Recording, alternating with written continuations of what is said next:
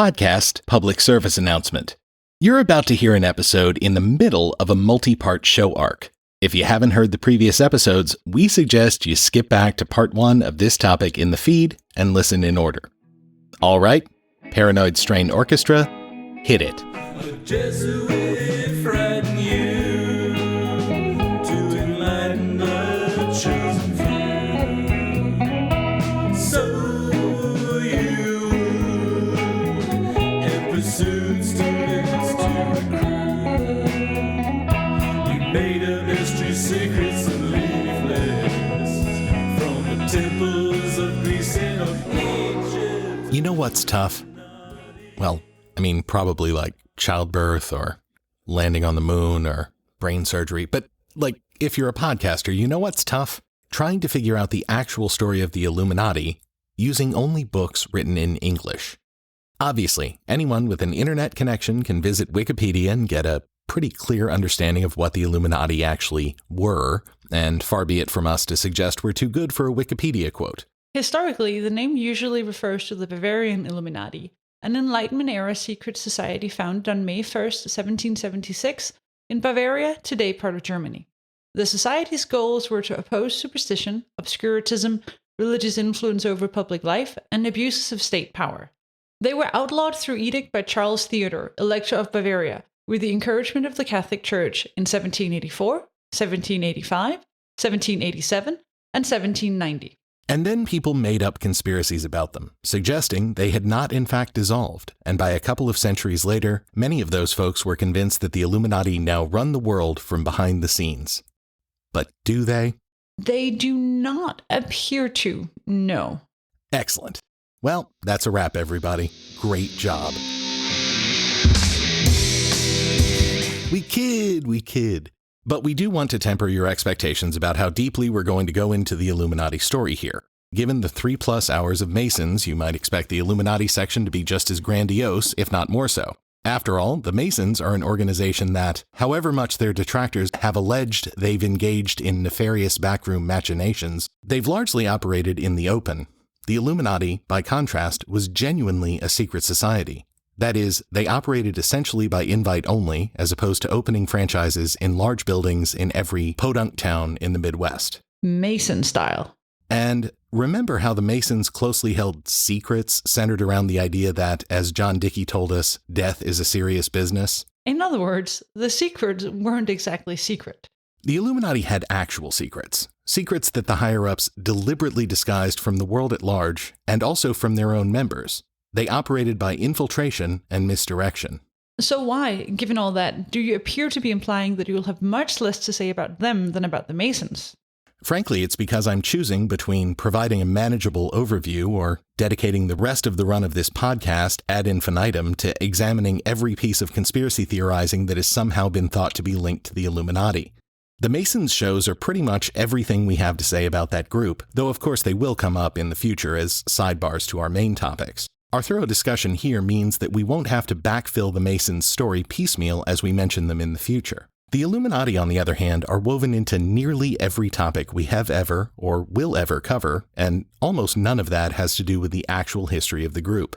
We mean it. They can be linked to virtually any conspiracy theory. JFK? Some claim he was shot on the orders of the Illuminati. Space aliens? The Illuminati is in contact with them. Or the Illuminati are themselves space aliens. Or the Illuminati is faking UFOs to keep us from finding out about their other nefarious plans. Chemtrails? The Illuminati are behind it as a form of population control, or to dumb down the sheeple, or something. QAnon?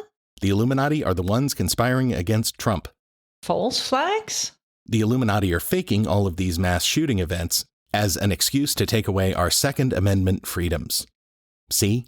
It's endless. The Illuminati are the one secret society that we can never say we're truly finished examining. So for the moment, we're going to try our best to separate out what is known of the actual history of the group from the later tide of hogwash, and then we'll dive into one small current of the ocean of Illuminati conspiracy theories, and see how it's impacted the way some fans look at some of the biggest stars in the music world. Now, let's get down to historicizing, which is where we encounter our first problem. Way back in the mists of time, when we interviewed Professor Spence about secret societies, we asked him if he had any books he would recommend on the Illuminati. It turned out that it's pretty tough to find either popular or scholarly tomes concerned with the actual, real-life history of the group. Spence sympathized. In fact, the only book he could think of that would be useful for our purposes was The Perfectibilists by Terry Melanson. So, of course, we bought it and read it, and it indeed provided us with a solid background on Adam Weishaupt and his group. But it was still surprising to us that this, a book written by an amateur scholar, not to take anything away from Mr. Melanson's diligent work on this book, was the only significant treatise published in the last several decades on this topic. How could that possibly be, given the ubiquity of the Illuminati in conspiracy theory circles? I mean, it's not just weirdos like me who get into these topics. Sociologists, psychologists, and simply students of political and pop culture historical phenomena pay attention to conspiracy theories. And there are plenty of materials about the specter of the imaginary Illuminati that the paranoid see behind every corner. So how is it possible that nobody's writing scholarly work on the original Illuminati themselves, except again for Mr. Melanson? Oh, Jesuit, du armer, einsprachiger Chaot. Nur weil Bücher nicht auf Englisch veröffentlicht werden, bedeutet das nicht, dass die ganze Welt ein Thema ignoriert. Die Erforschung von Weishaupts Illuminaten wird im deutschsprachigen Raum seit mehr als einem Jahrhundert fortgesetzt, wobei wichtige Entdeckungen über die Mitgliedschaft, die Auswirkungen auf das europäische intellektuelle Leben, die Auflösung und den allhandenden Einfluss bis ins 19. Jahrhundert in der wissenschaftlichen und sogar populären Literatur erscheinen. Et pendant que j'y suis, des universitaires de langue française ont été tout aussi actifs, retraçant la manière dont les idées illuministes ont réellement informé bon nombre de ceux qui ont aidé à diriger la Révolution française naissante, bien que d'une manière complètement différente et bien moindre que Paruel ou Robinson ne le laissent croire. Weirdly, in spite of the fact that I speak neither German nor French, I think I have some idea of what she was saying there. Wahrscheinlich, weil du es geschrieben hast, du Narr. Which is that while English language scholarship on the topic has in fact been sorely wanting, German and French scholars have uncovered plenty about the Illuminati and their intellectual impact on the Europe of their time. In fact, while clearly Abbé Baruel and Jean Robeson's narratives of the Illuminati's and Freemasons' secret manipulation of the French Revolution for their own nefarious ends are in many ways total fantasies, recent scholarship has clearly indicated that some of those who had been active in the Bavarian group did have influence, either directly or indirectly, on the political thought of some revolutionary leaders. Melanson's book attempts to recapitulate this scholarship for an English-speaking audience, and Mr. Melanson himself was equally eager to help us in the interview he so kindly granted us a while back, which we'll dip into periodically as we proceed. You're so naughty, you wanna take over the world. It's the worst party, so hearty and funny. Just hold the mid roads. But everybody knows it's for nothing.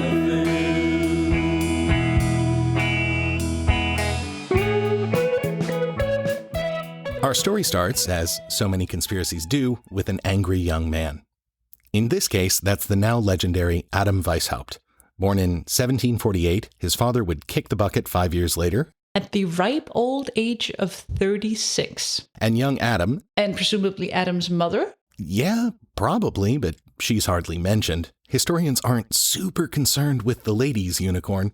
Naturally. Point being, young Weishaupt's tragic loss of his dad placed him in the hands of a super progressive, in mid-18th century terms, authority figure in the person of Johann Adam Baron von Ickstadt, who, as Melanson notes, was a rector of the local university. That local university, which Weishaupt would eventually attend, was, as was normal in Bavaria at the time, run by that shadowy and often conspiracy-friendly sect of the Catholic clergy, the Jesuits. His father died when he was 5 years old, and his mother wasn't around. His godfather took care of him afterwards. So from 5 years old until he went to university when he was in the early 20s, he had full reign of his godfather's gigantic library at the time. It was like 4,000 books of Enlightenment philosophy and criticism of the church. The Enlightenment books that were banned because his Jesuits didn't want to teach it to their students. He rebelled against the Jesuits' rigorous orthodoxy and relentless opposition to ideas that would contradict the authority of the church. Young Weishaupt, with what appears to have been a Holden Caulfield-esque nose for bullshit coming from the authority figures whose thumbs he found himself under, began bucking the rigorous and, what's the term? Jesuitical? Yeah, that's it. He rebelled against the Jesuits' rigorous orthodoxy and relentless opposition to ideas that would contradict the authority of the Church, while at the same time embracing their intellectual defense of nefarious tactics in the name of establishing God's kingdom on earth. However, for the young Weishaupt, the aim was not a theocratic utopia, but rather a future society of tolerance and peace based on Enlightenment rationality. As Spence notes, Weishaupt's utopian vision of Illuminism, down to the need for secrecy and manipulation in pursuing it, is a clear reflection of later communist idealism and tactics. Don't jump ahead, Dana. There's plenty of 18th century before we get to the Marx connection. As Terry Mellinson explained to us, young Weishaupt, in his rebellion against the Jesuit order, took heart in 1773, when the then-Pope officially dissolved said order, vacating the previously Jesuit-held chair of canon law at the University of Ingolstadt, where he had eventually graduated and was by now a lecturer. The chair had been held by a Jesuit for 9 decades, but now was open to an iconoclastic smarty-pants son of the Enlightenment. But of course, as we'll see with Weishaupt's own group in the coming decades, official dissolution still leaves a bunch of sympathetic loyalists eager to keep conspiring. Though they were, as it turns out, temporarily dissolved, pro-Jesuit forces immediately began acting against Weishaupt's nomination, gathering prominent allies within the school's hierarchy. The war over the liberal Weishaupt's assumption of this position continued for years, and as Mellinson notes, even led to the young professor's salary being withheld for a time. The Jesuits weren't the only enemy, though. The Rosicrucians, like Dracula in the Castlevania video game series, were still a threat. Wait, you spent a couple of hours assuring us that the Rosicrucians were more a pamphlet and a series of youthful aspirations than an actual secret society. Yeah, that was certainly true during their founding period in the early 1600s. But by the 1750s, Bavaria hosted one of a wide variety of Rosicrucian organizations that were loosely based on the legends attending the original group. Think of them as Christian Rosenkreuz cosplay, combined with the 1700s version of the Proud Boys, and you'd be most of the way there. The Bavarian Rosicrucians were an avowedly anti-Enlightenment, pro-Catholic, Jesuit-friendly secret society bent on opposing all of those who questioned the Mother Church. The Rosicrucians back in Weishaupt's day were a newly formed organization started in about 1750. They were aligned with the Jesuits. They were reactionaries. They wanted to keep the old regime and Catholic religion. They hated the Enlightenment. They hated the way the Enlightenment professors were teaching the students. The Rosicrucians were infiltrating into the universities, and they were trying to go after the same people that Weishaupt was. He said, I'm going to make my own secret society. He took 4 of his students and formed a secret society on May 1st. He called the Perfectibilis, and he wasn't sure really what that meant, but it's, perfecting of humanity through reason and basically worship of reason. We wanted to fight fire with fire because secret societies were all the rage back then. His enemies firmly in his sights, by 1776, Weishaupt had decided on his course of action. He would form his own society based on Enlightenment principles and then use it to secretly infiltrate all levels of society, quietly influencing centers of power and decision-makers to bring about the rational, egalitarian utopia of his dreams. And so, on May 1st of that year, Weishaupt founded the order with 4 other members, each of whom received a code name. There was Weishaupt himself, A.K.A. Spartacus? Franz Anton von Massenhausen, Ajax? Max Edler von Merz, Tiberius? a law student known only as Bauhoff, Agathon? and Andreas Sutor. Erasmus Roterodamus. On May 1st, 1776, 5 men gathered around a table in Ingolstadt, Bavaria.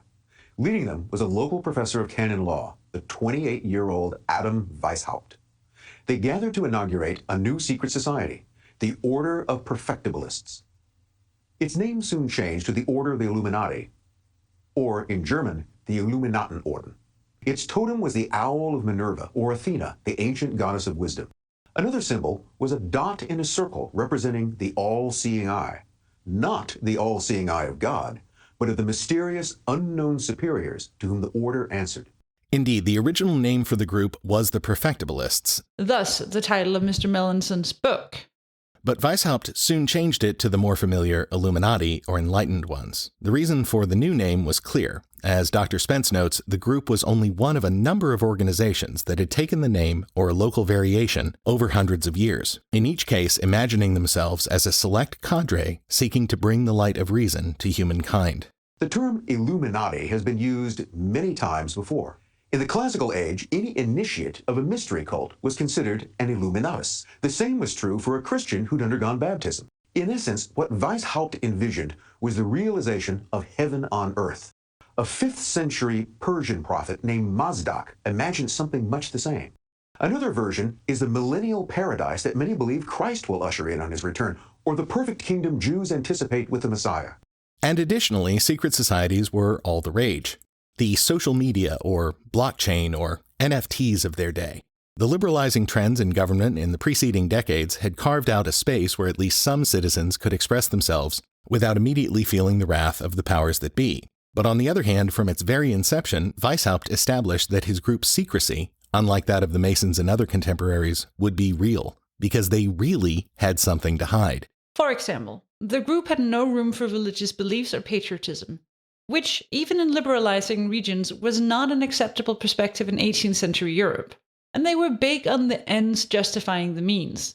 As Dr. Spence notes, assassination, treason, murder, all of these things were okay as long as they were done in the pursuit of the bright future of human freedom that the Illuminati aimed for.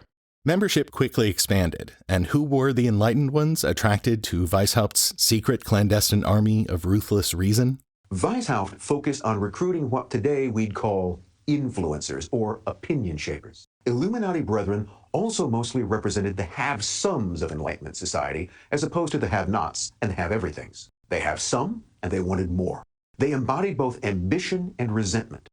The same sort can be found in the driver's seat of almost every revolution. Marx, Lenin, and Castro would have felt quite at home. The ultimate goal was to make men free and happy. But first, they had to be made good, and that required manipulation, trickery, even coercion. While the Illuminati would be the enlightened aristocracy of the New World Order, even they weren't equal or free. A recruit or novice was under the complete control of his recruiter or insinuator. Novices were told what to read, how to think, and they kept a daily account of their every thought and action. They had no secrets from their insinuator and obeyed every command without question. Noting that the games and abuses of secret societies were without end, he said, "I wanted to make use of this human weakness for a real and worthy goal, the welfare of mankind." Simply put, Weishaupt saw that men desire status, and offering them access to secrets, real or imagined, was a way to manipulate them. As we noted before, the Illuminati was founded on secrecy, conspiracy, and manipulation, but the group was too small to be able to further Weishaupt's goals on its own. He needed to leverage an existing organization to bring his master plan to fruition. What better group of rubes to infiltrate than the already successful Good Old Boys Club of Freemasonry? After all, it was his disappointment at the fact that Freemasons were not serving as a revolutionary force and a real opposition to the reactionary Rosicrucians that inspired his creation of the Illuminati in the first place. John Dickey explains. One of the reasons Weishaupt founded the Illuminati is he thought Freemasonry was a bit rubbish. Wasn't really spreading Enlightenment ideas, was just a bit of a drinking club. He thought it hadn't done its job. And then he founded the Illuminati, but they weren't going anywhere at all. And he realized, you know what, we actually need those things that the Freemasons have got, all those intriguing rituals and the sense of a club and a belonging and the myths and so on and so forth. So what we're going to do is take over Masonic lodges and build within them our structure of ever more secret compartments. And that's what allowed them to spread. Melanson concurs. One of his students had joined the Masons. He said, maybe I should join the Masons too. He joined the Masons in 1777. He was disillusioned with the Masons too because they weren't trying to change society. It was just like a boys' club sort of thing. So he decided to make his own rituals that harkened back to the old Greek mystery schools. And a lot of Gnostic influences were involved too. He was trying to do it in a manner that incorporated Enlightenment values of expression. Because Weishaupt had modeled his society not after the showy, meaningless secrets and rituals of the Masons, but rather the genuine cunning, obfuscations, intrigues, and effectiveness of his original enemies, the Jesuits, it was easy for the growing ranks of the Illuminati, numbering perhaps between 2,000 and 3,000 by the group's heyday in 1784. to infiltrate not just the Masons of Bavaria, but virtually all of the Masonic lodges of Central Europe, as Melanson carefully traces for us in his book. With the exception of France, about which more later. All the while, the Illuminati and the Rosicrucians were obsessed with spying on and casting aspersions on each other. It was kind of like a spy operation, and the Rosicrucians in turn were spying on them. They're trying to get the goods on each other. Plus, they were trying to indoctrinate their members. They were trying to get them to spy on their own family, make reports to the higher superiors. But then fate seemed to turn against them. Weishaupt lost his position at the university, accused of securing ungodly books for the students. The local ruler started issuing edicts banning secret societies and their practices, specifically banning the Masons and Illuminati. Then a prominent Illuminist was literally struck dead by lightning with sensitive documents and a goddamn membership list found sewn inside his clothes. Weishaupt had to go on the run, ending up in exile in the city of Gotha, which is pretty much the point where he passes out of the story of the Illuminati. In the hearts and minds of both detractors and admirers, Weishaupt of course remained, and remains to this day, pretty much the only person one thinks of when the real-life organization's name is mentioned. Naturally, this is where we get to the French Revolution and the Illuminati's supposed influence on it, as narrated by the work of Abbé Beruel, which we previously discussed when we tackled the supposed role of the Freemasons in that bloodbath. John Dickey here provides the mainstream view of why Beruel ended up aiming his poison pen even more at the Illuminati than he did the Masons, characterizing the latter as merely the dupes of the former. The Illuminati had a very short and, in a sense, slightly comical life in the late 18th century, in that most people who joined them saw them as a sort of glorified Enlightenment book club. And the people who regarded them as a sort of conspiracy to create a new utopian enlightened society really were making it up as they went along and had no actual plan for how this was going to happen. They had this model of sort of Russian dolls of secrecy. And at the outer layers, there were no secrets. You were just reading books and discussing stuff, Whereas in the kind of innermost layer, you would find actually our job is to create a new world. And it was a very seductive model, a way to create an organization, keeping people on board with this eternal promise of more secrets and more revelations to follow. It collapsed because some of the people who were approached reported it to the authorities, and the very conservative authorities in Catholic Bavaria, where the Illuminati grew up, abolished them. And they were a useful enemy for the Bavarian authorities, who didn't like Enlightenment ideas and were suspicious of the Freemasons and thought, great, fantastic, we can sweep them away and they're a good excuse for a crackdown. But that apart, the Illuminati was a chapter that had kind of finished, if you like, when the French Revolution came around. And there were a few people who caught up on the idea later and thought, oh, that's a good idea. Maybe I'll form a little Illuminati cell. It's quite a seductive idea, but it wasn't coordinated. Whereas Beruel really latched onto this idea and thought that the Illuminati were the sort of great, most refined version of the Masonic conspiracy. And of course, the beauty of the way that Illuminati Russian doll type structure, the way it works from the point of a paranoid conspiracy theorist, is that it makes your conspiracy theory completely impossible to disprove. If you say, well, the Illuminati, they're just a glorified book club, you say, well, that's because you haven't dug deep enough. These people on the outside are just the dupes, because behind them there are more evil people, and behind them there are more evil people. We just haven't quite discovered them yet. It creates this perfect, unfalsifiable myth about the conspiracy that is so cunning that we haven't quite exposed it properly yet. But it exists, so there's no question about it. So that's, I think, where the Illuminati ideal became so seductive and so powerful and have such a lasting influence for conspiracy theorists. One of the reasons Weishaupt founded the Illuminati is he thought Freemasonry was a bit rubbish. Wasn't really spreading Enlightenment ideas, was just a bit of a drinking club. He thought it hadn't done its job. And then he founded the Illuminati but they weren't going anywhere at all. And he realized, you know what, we actually need those things that the Freemasons have got, all those intriguing rituals and the sense of a club and a belonging and the myths and so on and so forth. So what we're going to do is take over Masonic lodges and build within them our structure of ever more secret compartments, if you like. And that's what allowed them to spread. That synopsis is accurate, but as Melanson notes, there's a bit more to it. The real life of the Illuminati didn't have much impact because they were discovered before they had time to implement their actual plan. They had big aspirations to infiltrate the state, which they managed to do, right? But they didn't last long enough so that they could actually put their plans into operation. But they had big plans, and they did infiltrate the schools. They infiltrated the government. They stole official documents. They're passing them on. Spence reinforces that last point. As opposed to open proselytizing, mass movements, and direct confrontation, he advocated secrecy, or more to the point, conspiracy. The great strength of our order lies in its concealment, he decreed. Let it never appear in any place in its own name, but always covered by another name and another occupation. Melanson leverages verified sources to trace the activities of the man who took up the mantle of secret leadership of the group after Weishaupt's exile, Johann Joachim Christoph Bode, whose own diary offers solid evidence of the significant impact his 1787 journey to France had on the influential Freemasons he met there. Weishaupt was ousted by the second in command, Bode. He decided to go to see if he could recruit any members. So he came along.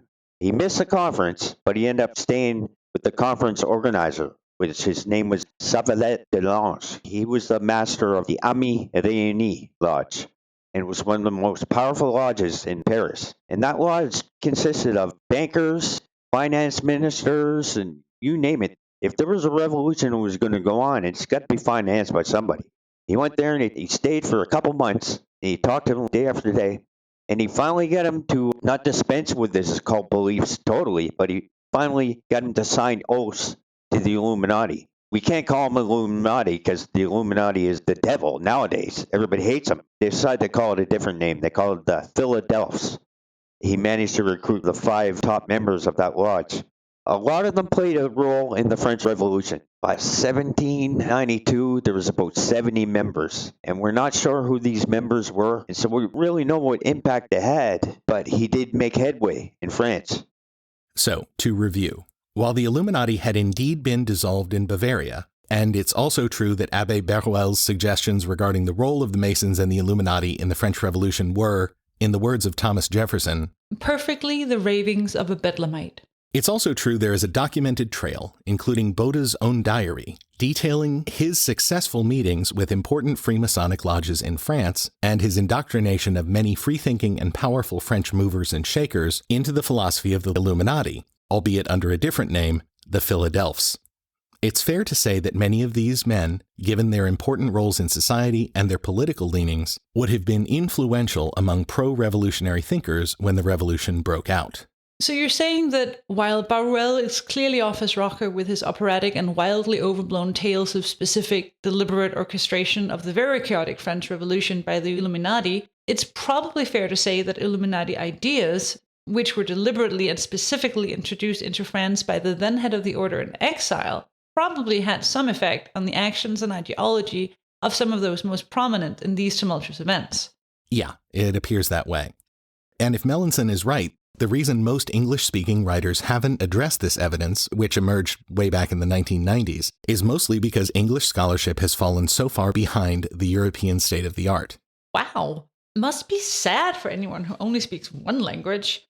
I can't imagine how limiting that would feel if, for example, I were trying to do a well-researched and intellectually rigorous podcast episode on this topic. Imagine! Yeah. Laugh it up, Miss Rosetta Stone. Unfortunately, she's right. I wish I could provide more context here, but I can't. Still, it sure seems like we in the English-speaking countries could use a modern, rigorous, formal academic study of this topic. If only someone who, I don't know, speaks, for example, English, French, and German. Nope. Hold it right there. I read the lines, but I am not going to write an Illuminati book for you. Well, shit. Moving on, another interesting thread Melanson pursues in the Perfectibilists is the intellectual influence that Weishaupt, Bode, and company have had on later revolutionaries, including the aforementioned third president of these United States.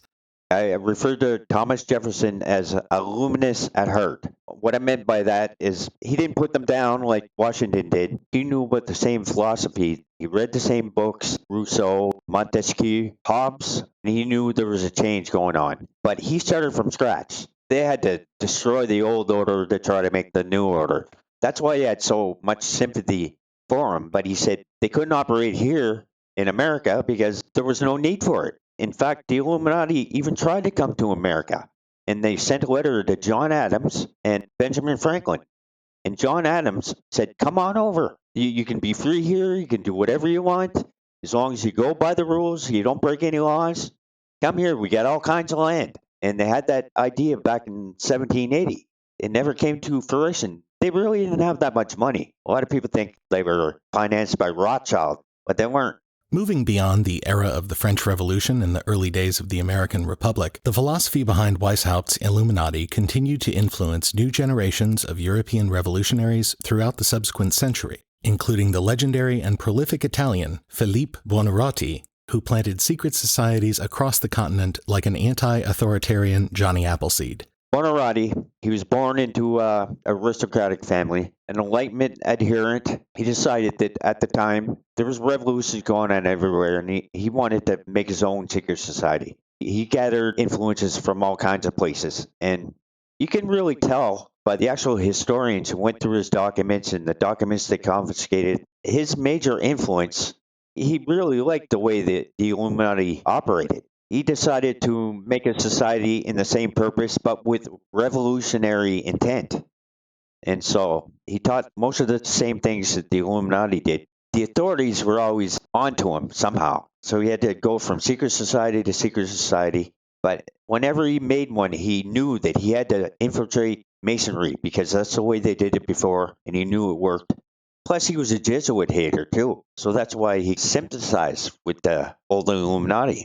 For years and years, he was in the shadows. He made secret societies by himself. Everybody looked up to him, especially Karl Marx. All the revolutionaries of the 19th century, they looked up to him as like the grandfather of all the secret societies. Plus, he started calling his secret societies the Philadelphs, which is kind of funny because the Illuminati were called the Philadelphs. And he actually was friends with one of the Illuminati recruits, Rotier de Montalot, one of the original ones that Bode had recruited back in the French Revolution. So, the Illuminati had a significant real-world impact on revolutionary thinking in France and beyond, all the way up to Marx and the 19th century anarchists.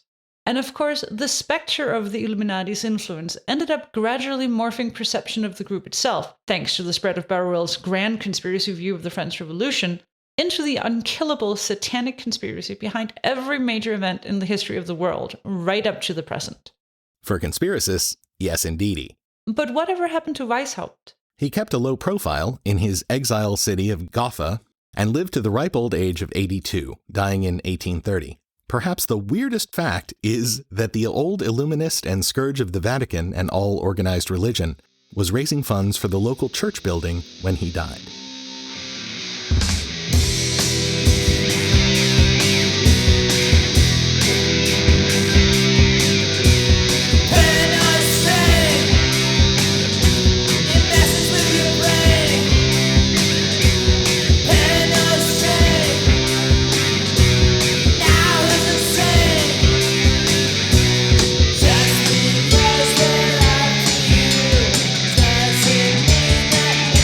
True.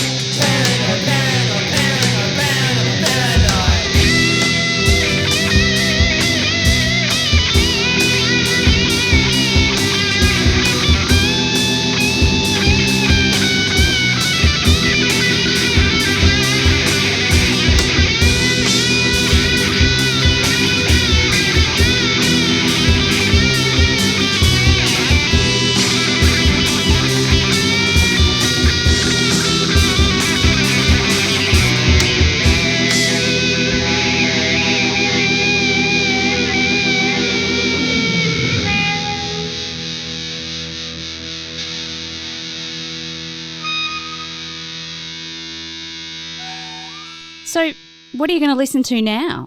You could browse endless podcast lists and take a shot. You could ask your mates and wait for no one to reply. Or you could listen to us, your friendly castologists, the professional pickers of all things podcast. Zane, Nick and Liz listen to all the things, so you don't have to, and find the best podcast that should be on your radar. Every Monday, we're coming at you with 3 hand-picked podcast recommendations. Then we review each other's selections so you know what's really good. Will we always agree with each other's picks? Yeah, probably not. But hey, you're clever. You know how that's how reviews work. You got this. A That's Not Canon Productions podcast.